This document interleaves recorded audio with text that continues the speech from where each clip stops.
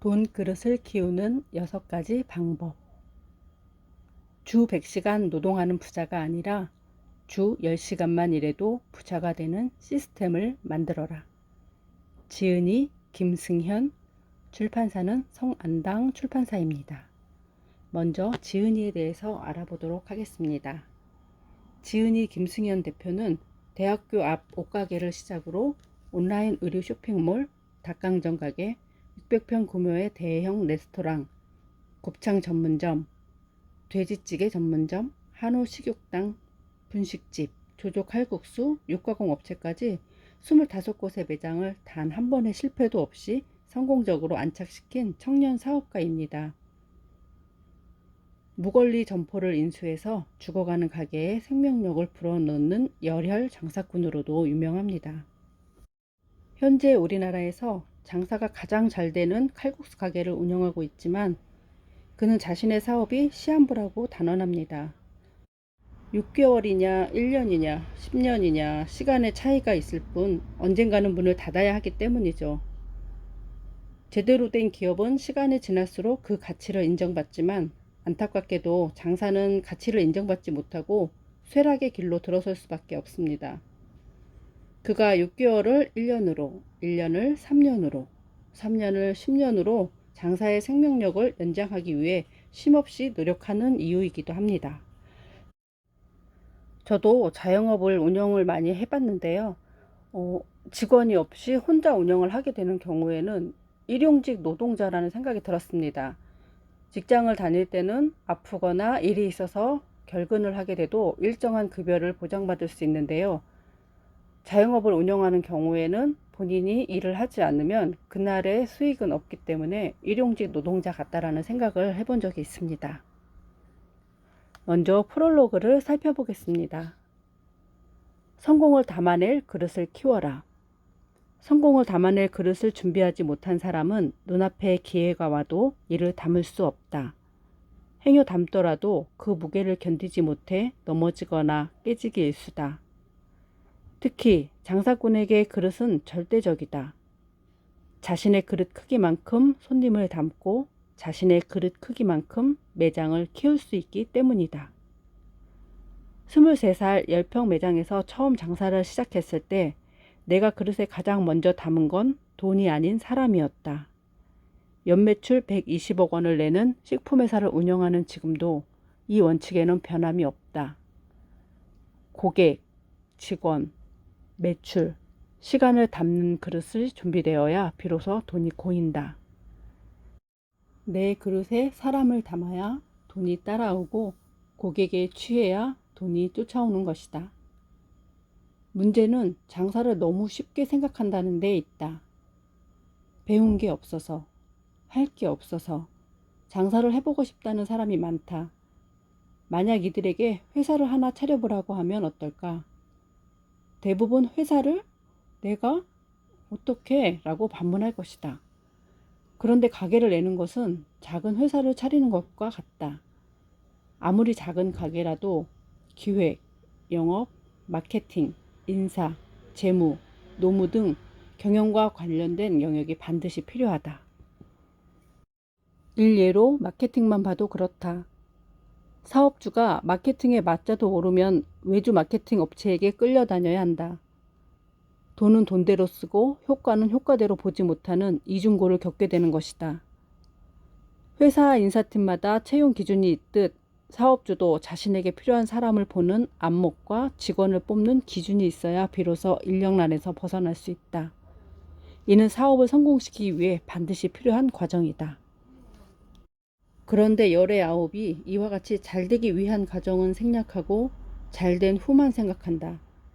장사가 잘되면 아파트를 한 채 사야지, 장사가 잘되면 매장을 하나 더 내야지 하는 식이다. 사람들이 잘되기 위한 과정을 외면하는 이유는 어렵고 복잡하고 머리가 아프기 때문이다. 세상에 쉬운 일은 없다. 가만히 앉아 있는다고 누가 내 손에 숟가락을 쥐어주며 밥을 떠먹여 주지 않는다. 내 힘으로 살아남기 위해서는 그만큼의 노력이 필요한 법이다. 나 역시 지금까지 단 한 번도 쉬운 적은 없었다. 장사는 그냥 열심히 하는 게 아니라 반드시 되게 하는 것이라는 생각으로 문제가 생길 때마다 어떻게든 방법을 찾아내기 위해 최선을 다해왔다.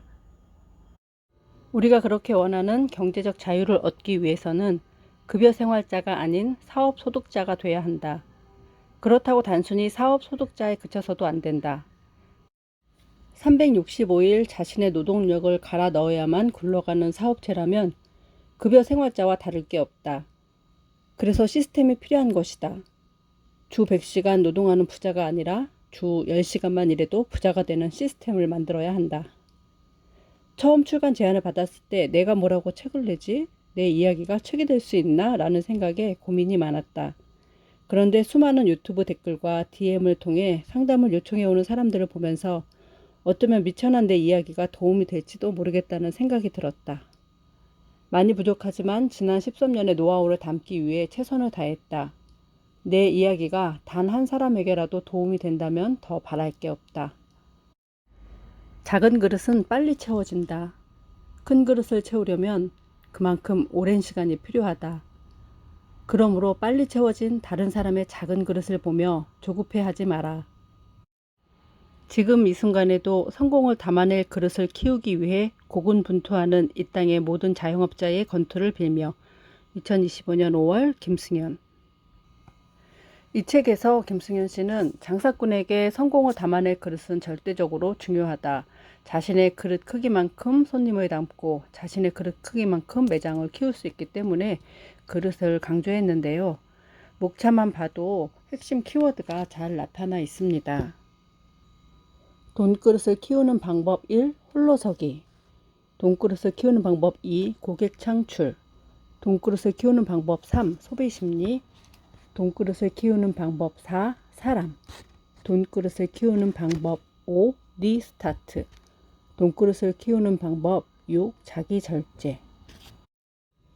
오늘은 돈그릇을 키우는 방법 두 번째 고객 창출 중에 기회비용에 관해 다룬 모든 가게는 단 한 명의 고객에서 시작된다 라는 부분을 읽어보도록 하겠습니다. 장사가 잘 되기 위해선 어떻게 해야 하는가? 무조건 사람이 많이 와줘야 한다. 나는 지금까지 매장에 가득 찬 손님만큼 훌륭한 인테리어를 본 적이 없다. 매장 밖으로 늘어선 웨이팅 줄만큼 효과적인 마케팅 툴을 본 적이 없다. 사람들은 텅 빈 매장에 들어가기보다 손님들로 북적거리는 매장에 들어서는 것을 더 쉽게 여긴다. 그게 바로 군중심리다. 단순한 비즈니스 논리로 따지면 마이너스가 뻔히 보이는 장사는 빨리 접는 게 현명하다. 하지만 그 마이너스가 더 큰 도약을 위한 발판이자 더 큰 열매를 맺게 해줄 씨앗이라면 이야기는 달라진다. 심야 매점 운영을 할 때의 일이다. 음식은 크게 두 가지로 나뉜다. 음식이 손님을 기다렸을 때 맛있게 먹을 수 있는 음식이 있고 반대로 손님이 음식을 기다려야 맛있게 먹을 수 있는 음식이 있다. 예를 들어 떡볶이 같은 경우 즉석 떡볶이보다 양념이 잘 밴 판 떡볶이가 더 맛있다. 완성된 음식이 손님을 기다리고 있는 것이다. 곰탕이나 갈비탕도 이와 비슷하다. 반면 고기는 그 자리에서 바로 구워 먹는 게 가장 맛있기 때문에 손님이 음식을 기다려야 한다. 그런데 분식은 빨리 먹고 빨리 가야 하는 패스트푸드에 가깝다. 한마디로 손님이 음식을 기다릴 마음의 여유가 없다. 심야 매점을 운영할 당시 그 자리에서 바로 먹을 수 있는 떡볶이, 순대, 튀김은 별 문제가 없었는데 회심의 아이템인 염통꼬치 직화구이가 문제였다. 폐기 비용, 또 다른 이름의 기회 비용. 오픈 초기 직원들은 염통을 미리 구워 놓으면 맛이 없다는 이유로 좌대를 텅텅 비워뒀다. 그런데 갑자기 염통구이를 찾는 손님이 등장한다. 우리는 손님이 안 오니까 염통을 못 구워 놓았다 라는 입장이고 손님은 나는 염통을 구울 때까지 기다릴 시간이 없으니 안 먹고 그냥 가겠다 라는 입장이다. 그렇다면 방법은 단 하나다. 손님이 있든 없든 염통이 팔리든 말든 계속 굽는 것이다. 다 구워 놓았는데 1, 2분 안에 찾는 손님이 없다면 그 염통을 버리면 된다. 일정 시간이 지나 퍼진 어묵도 가야 할 곳은 동일하다. 음식물 쓰레기통이다. 일반적으로 붕어빵이나 호떡 등 갓 구워 파는 음식은 먼저 구워 놓은 것, 식어서 맛이 떨어진 상품부터 손님에게 판매한다. 일명 먼저 들어온 것을 먼저 판매하는 선입선출법에 따른 것이다. 그렇다고 더 싸게 파는 것도 아니다. 똑같은 돈을 내는데 단지 타이밍을 못 맞췄다는 이유로 손님은 맛이 덜한 음식을 먹어야만 한다. 이런 경우 이 가게를 다시 찾아올 고객이 과연 몇이나 될까? 모든 음식이 그렇지만 특히 분식은 군중 심리가 크게 작용한다. 가게 앞에 처음 한 사람을 불러들이기가 어렵지, 한 사람이 모이면 곧 바로 두 사람이 모이고 얼마 지나지 않아 6, 7명이 줄을 선다. 손님이 손님을 부르는 구조다. 예를 들어 한 사람이 맛있게 염통구이를 먹고 있으면 지나가다 이를 본 사람이 자연스럽게 매대 앞으로 다가온다. 어느 순간 매장 앞에는 꼬치를 든 사람이 4명에서 6명으로 늘어난다. 이쯤 되면 어묵이 퍼지거나 염통구이가 남아 쓰레기통에 버릴 일이 없다. 한 사이클이든 두 사이클이든 고객이 모일 때까지 맛없는 음식을 버리고 버티면 그 다음부터는 굶는 족족 손님들이 먹어치우기 바쁘다. 흔히 폐기 비용은 회수될 수 없는 매몰 비용이라고 생각하는데 결코 그렇지 않다. 선순환 사이클을 만드는 폐기 비용은 또 다른 이름의 기회 비용일 뿐이다. 남지 않는 장사는 없다. 온종일 음식물 쓰레기통으로 버려지는 염통구이를 보면서 직원들이 물었다. 꼭 이렇게까지 해야 합니까? 꼭 그렇게까지 해야 한다. 버릴 것을 생각하고 구워라. 오늘 장사 안 되면 6만 원 손해보면 된다. 돈 걱정하지 말고 계속 굽고 계속 버려라. 하루 매출이 20만 원 나오는 매장에서 6만 원을 포기한다는 건 쉽지 않은 일이다. 그럼에도 고객에게 투자할 수 있었던 이유는 투자금의 50%를 여유 자금으로 나눠뒀기 때문이다.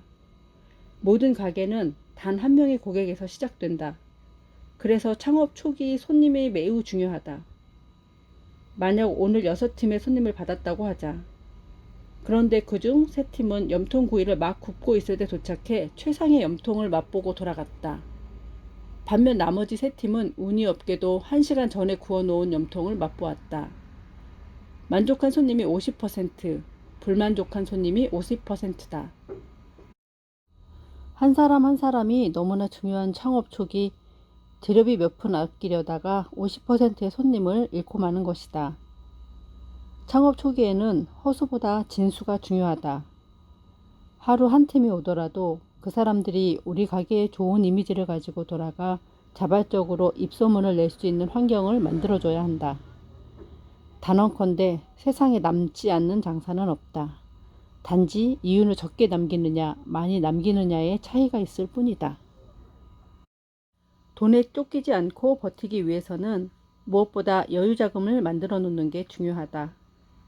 내가 버틸 체력이 안 되는데 전력 질주를 하면 어떻게 되겠는가? 쓰러지는 것 외에는 답이 없다. 질 수밖에 없는 게임에 뛰어들지 말라는 말이다. 지금이 아닌 다음과 그 너머를 봐야 한다.